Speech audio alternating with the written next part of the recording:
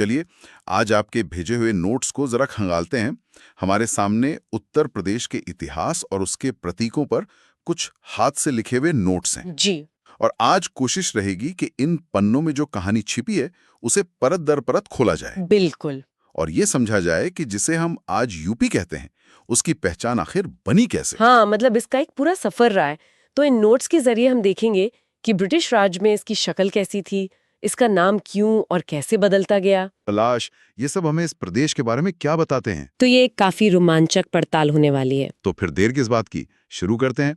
कहानी की शुरुआत होती है अंग्रेजों के दौर से। नोट्स में सबसे पहला जिक्र है 1765 का। इलाहाबाद की संधि। हाँ, इलाहाबाद की संधि, जब अवध ने अंग्रेजों से एक सहायक संधि की।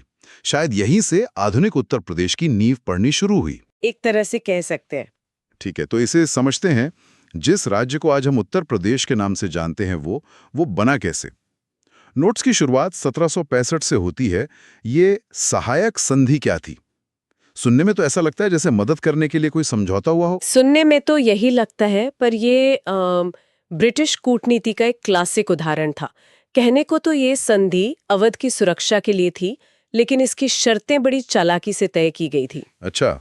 संधि के तहत अवध के नवाब की अपनी सेना खत्म कर दी गई और उनकी सुरक्षा के लिए एक ब्रिटिश सेना वहां रख दी गई। और उसका खर्च?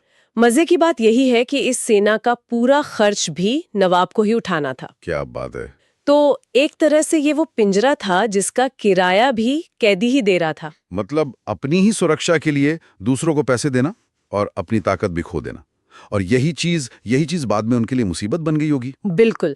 बल्कि यही व्यवस्था लगभग 90 साल बाद 1856 में अवध के विलय का आधार बनी। अच्छा, तो ये कनेक्शन है। जी। लॉर्ड डलहौजी ने कुप्रशासन का आरोप लगाया कि नवाब अपना राज ठीक से नहीं चला पा रहे हैं। जेम्स आउट्रम की एक रिपोर्ट को इसका आधार बनाया और अवध को पूरे ब्रिटिश साम्राज्य में मिला लिया। तो ये कोई एक दिन की घटना नहीं थी? बिल्कुल नहीं। ये एक धीमी सोची समझी प्रक्रिया थी जो 1765 में शुरू हुई थी। और मुझे इन नोट्स में जो चीज सबसे ज्यादा हैरान कर रही है वो है इसके बदलते हुए नाम। ऐसा लगता है जैसे अंग्रेज खुद ही तय नहीं कर पा रहे थे कि इसे क्या कहें। हाँ हाँ हाँ, ये नाम काफी बदले हैं। इतने सारे नाम क्यों? ये कंफ्यूजन नहीं, बल्कि ब्रिटिश साम्राज्य के विस्तार की कहानी है। हर नाम एक नए पड़ाव को दिखाता है। देखिए, 1834 में इसे बंगाल से अलग करके आगरा प्रेसिडेंसी बनाया गया। ये एक बड़ी प्रशासनिक पहचान थी। फिर सिर्फ 2 साल बाद 1836 में इसका नाम उत्तर पश्चिम प्रांत या नॉर्थ वेस्टर्न प्रोविंसेस कर दिया गया। यानी अब ये बंगाल का हिस्सा नहीं रहा। जी, अब ये एक अलग सूबा है। फिर इसमें अवध जुड़ गया। नोट्स के मुताबिक 1877 में नाम हो गया आगरा एवं अवध का उत्तर पश्चिम प्रांत। जी, नाम तो काफी लंबा और अजीब है। हाँ, क्योंकि अब 2 बड़ी इकाइयों को एक साथ जोड़ना था। 1857 की क्रांति के बाद अवध का विलय एक बहुत बड़ा मुद्दा था, तो उसे नाम में शामिल करना जरूरी था। अच्छा, समझी। फिर 1902 में इसे थोड़ा और सरल किया। आगरा एवं अवध का संयुक्त प्रांत, United provinces of Agra and Awadh. यहाँ संयुक्त शब्द पर ध्यान दीजिए। ये 2 अलग-अलग ऐतिहासिक क्षेत्रों को एक करने की कोशिश थी। और फिर 1937 में ये सिर्फ संयुक्त प्रांत या यूनाइटेड प्रोविंसेस रह गया। ये नाम तो आजादी के बाद तक चला। सही पकड़ा। तो यहाँ असली कहानी सिर्फ नाम बदलना नहीं है। ये नाम असल में ब्रिटिश राज की पकड़ और उसकी बदलती प्राथमिकताओं की कहानी है। आगरा प्रेसिडेंसी से संयुक्त प्रांत तक का सफर ये दिखाता है कि कैसे ये इलाका उनके लिए धीरे धीरे एक मामूली सूबे से भारत का सियासी दिल बनता गया। और आजादी के बाद 24 जनवरी 1950 को जब इसे उत्तर प्रदेश नाम मिला, तो ये गुलामी के प्रतीकों को छोड़कर एक नई स्वतंत्र पहचान बनाने का ऐलान था। नाम के साथ साथ सत्ता का केंद्र यानी राजधानी भी लगातार बदलती रही। नोट्स बताते हैं कि 1836 में आगरा राजधानी थी। जी। फिर 1858 में इसे इलाहाबाद यानी आज के प्रयागराज ले जाया गया और फिर आखिर में लखनऊ। ये राजधानियां क्यों बदल रही थीं? इसके पीछे भी बड़ी ठोस वजह है। 1858 का साल याद कीजिए। 1857 की क्रांति के ठीक बाद का साल। बिल्कुल। उस वक्त अंग्रेजों के लिए सबसे जरूरी था नियंत्रण। इलाहाबाद यानी प्रयागराज एक मजबूत सैनिक छावनी थी और गंगा यमुना के संगम पर होने की वजह से रणनीतिक रूप से बहुत महत्वपूर्ण था। अच्छा, वहां से इस बड़े और अशांत क्षेत्र पर नजर रखना आसान था। तो ये बदलाव सहूलियत के लिए नहीं बल्कि सख्ती और नियंत्रण के लिए था। तो फिर लखनऊ को राजधानी क्यों बनाया गया? वो तो नवाबों का शहर था, जहां से अंग्रेजों ने सत्ता छीनी थी। यही तो राजनीति है। 1921 में जब लखनऊ को आंशिक और 1935 में पूर्ण राजधानी बनाया गया तो ये अवध की सांस्कृतिक और ऐतिहासिक विरासत को एक तरह की मान्यता देना था। एक तरह का सम्मान। हाँ, अंग्रेज समझ चुके थे कि सिर्फ ताकत से राज नहीं किया जा सकता, आपको स्थानीय प्रतीकों और भावनाओं का सम्मान भी करना होता है। लखनऊ को राजधानी बनाना एक तरह से पुराने सत्ता केंद्र और नए शासन के बीच संतुलन बनाने की कोशिश थी। अब यहाँ नोट्स में एक बहुत ही अजीब बात लिखी है। राज्य को उत्तर प्रदेश नाम मिला 24 जनवरी 1950 को। जी, लेकिन पहला उत्तर प्रदेश स्थापना दिवस मनाया गया 24 जनवरी 2018 को। मतलब राज्य को अपना जन्मदिन मनाने में 68 साल लग गए। ये तो बहुत अजीब है। है तो। इसके पीछे कोई वजह बताई गई है? ये वाकई में बहुत दिलचस्प है और ये दिखाता है कि कैसे सामूहिक स्मृति या ऑफिशियल मेमोरी को बनाया जाता है। ऐसा नहीं है कि लोगों को तारीख पता नहीं थी। हाँ, वो तो थी ही। लेकिन इसे एक आधिकारिक उत्सव के तौर पर मनाने का फैसला बहुत बाद में हुआ। कभी-कभी जिन तारीखों को हम ऐतिहासिक रूप से महत्वपूर्ण मानते हैं, उन्हें औपचारिक रूप से अपनाने में राजनीतिक और सामाजिक इच्छाशक्ति को दशकों लग जाते हैं। ये एक तरह से अपनी ही पहचान को देर से स्वीकार करने जैसा है, कह सकते हैं। तो ये तो वही प्रदेश के बनने और उसके नामकरण की कहानी। लेकिन किसी भी जगह की पहचान सिर्फ उसके नाम या राजधानी से नहीं होती, उसके प्रतीकों से भी होती है। बिल्कुल। चलिए, अब इन प्रतीकों को समझते हैं। शुरुआत करते हैं राजकीय चिन्ह से, जिसे 1938 में अपनाया गया था। एक गोल घेरे के अंदर 2 मछलियां, एक तीर धनुष और पानी की 3 लहरें। देखने में तो ये सब अलग अलग चीजें लगती हैं। अलग अलग है, लेकिन इन्हें एक साथ रखना ही इसकी खूबी है। ये सिर्फ एक लोगो नहीं है, ये एक, आप कह सकती हैं, राजनीतिक और सांस्कृतिक समझौता है। समझौता कैसे? वो जो 2 मछलियां हैं, वो अवध के मुस्लिम शासन और नवाबी दौर का प्रतीक हैं। आप आज भी लखनऊ की कई पुरानी इमारतों पर ये निशान देख सकते हैं। हाँ, मैंने देखा है। वहीं जो तीर धनुष है, वो सीधे तौर पर भगवान श्री राम और अयोध्या की पौराणिक विरासत से जुड़ता है। और वो 3 लहरें? वो गंगा, यमुना और सरस्वती के संगम की निशानी है, जो इस इलाके की भौगोलिक और आध्यात्मिक पहचान है। मतलब इस एक निशान में ही पूरे प्रदेश की कहानी छिपा दी है।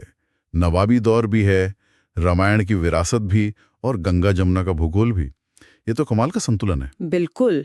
ये एक ही मोहर में नवाबों की विरासत और हिंदू पौराणिक कथाओं को साथ रखकर ये दिखाता है कि आज़ादी से पहले ही इस नए राज्य की पहचान किसी एक धारा से नहीं बल्कि इन सब के संगम से बनाने की कोशिश की जा रही थी।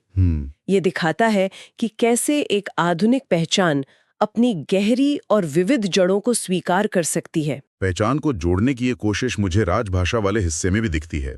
नोट्स कहते हैं कि 1947 से ही हिंदी को सरकारी कामकाज के लिए अनिवार्य कर दिया गया। जी, और 1951 में ये पहली राजभाषा बन गई। हाँ, और ये उस दौर में पूरे देश में हो रहा था। आजादी के बाद अपनी भाषा को पहचान देना एक बड़ा राष्ट्रीय आंदोलन था। बिल्कुल। लेकिन फिर काफी सालों बाद 1989 में उर्दू को दूसरी राजभाषा का दर्जा दिया गया।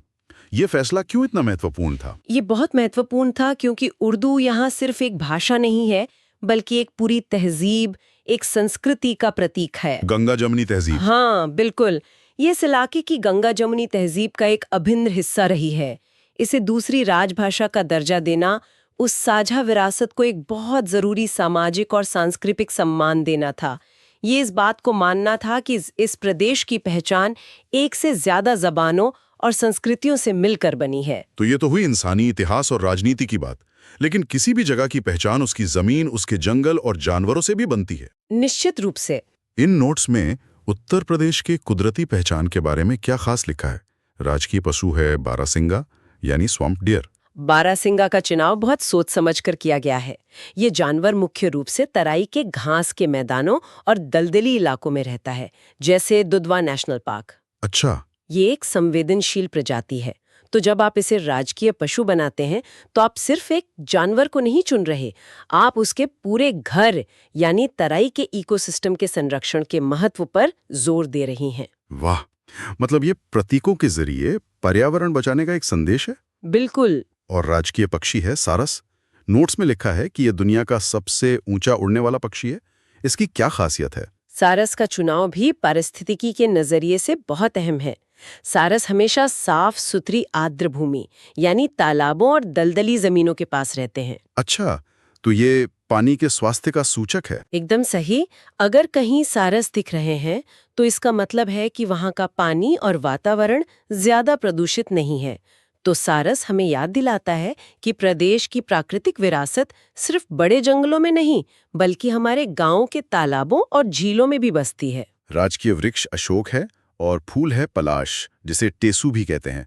नोट्स में एक मजेदार बात लिखी है कि इसे जंगल की आग या फ्लेम ऑफ द फॉरेस्ट भी कहा जाता है। और बिल्कुल सही कहा जाता है।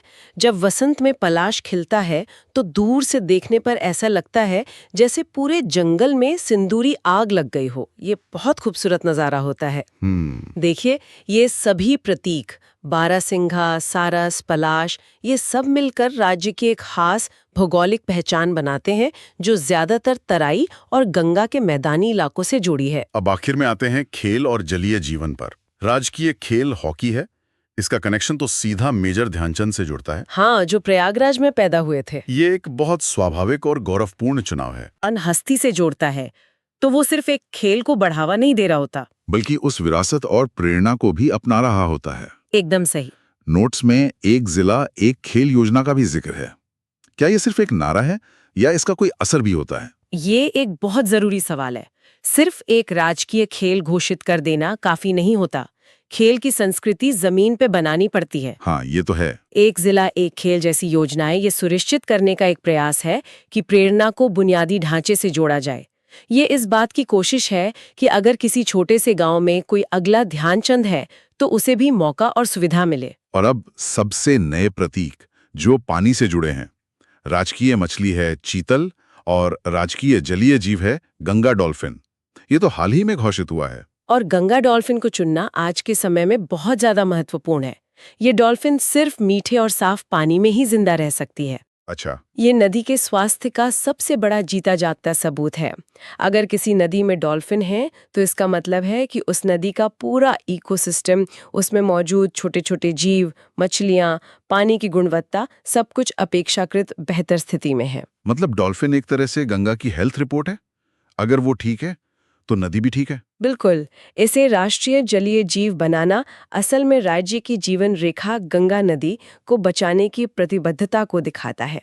ये एक लुप्त हो रही प्रजाति के अस्तित्व को सीधे सीधे राज्य की पहचान से जोड़ने का एक शक्तिशाली तरीका है। तो इन नोट्स के पन्नों से गुजरकर जो तस्वीर बनती है वो सिर्फ तारीखों और नामों की नहीं है। ये एक ऐसे क्षेत्र की कहानी है जो ब्रिटिश शासन के एक सूबे से आज अपनी एक बहुआयामी पहचान वाला राज्य बन चुका है। जी, एक ऐसी पहचान जो इतिहास, संस्कृति और कुदरत के धागों से बुनी गई है और जो इसके प्रतीकों में साफ झलकती है। तो इन सब का निचोड़ क्या है? निचोड़ यही है कि किसी भी राज्य की पहचान कोई पत्थर की लकीर नहीं होती। ये एक जिंदा चीज की तरह है जो प्रशासनिक फैसलों, ऐतिहासिक घटनाओं और सोच समझकर किए गए चयनों से बनती और बदलती रहती है। चाहे वो राजकीय चिन्ह हो जो नवाबी और पौराणिक विरासत को एक साथ लाता है, या फिर गंगा नदी के स्वास्थ्य से जुड़ी लुप्तप्राय डॉल्फिन का चुनाव हो, हर प्रतीक एक कहानी कहता है और एक इरादा जाहिर करता है।